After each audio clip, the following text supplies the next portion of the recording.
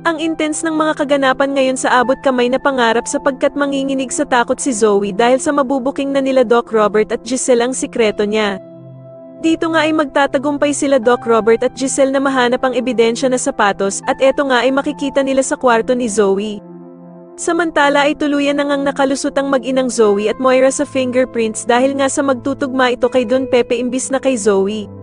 Sa kabilang banda naman ay susugudin nila Doc Robert at Giselle ang bahay ng bruhang si Moira, subalit sa kasamaang palad ay hindi nila makikita ang sapatos na hinahanap nila.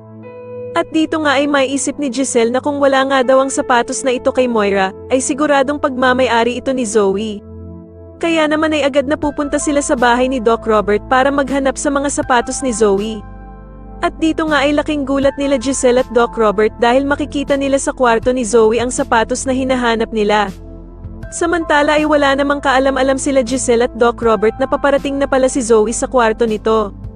Agad namang tatawagan ni Moira ang anak niyang si Zoe para balaan ito na itago ang mga sapatos niya.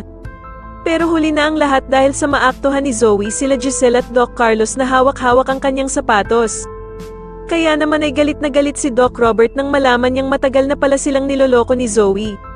Sa tingin niyo dito na nga kaya tuluyang makulong ang mag-inang bruha na sila Zoe at Moira, matapos silang mabuking ni Doc Robert at Giselle, mas lalo na nga talagang nagiging exciting ang mga susunod na kaganapan kaya naman ay mas lalo pa nating abangan ang mas lalong gumigandang abot kamay na pangarap. Maraming salamat po sa inyong panonood at sana po ay ma-subscribe niyo ako. Maraming salamat po.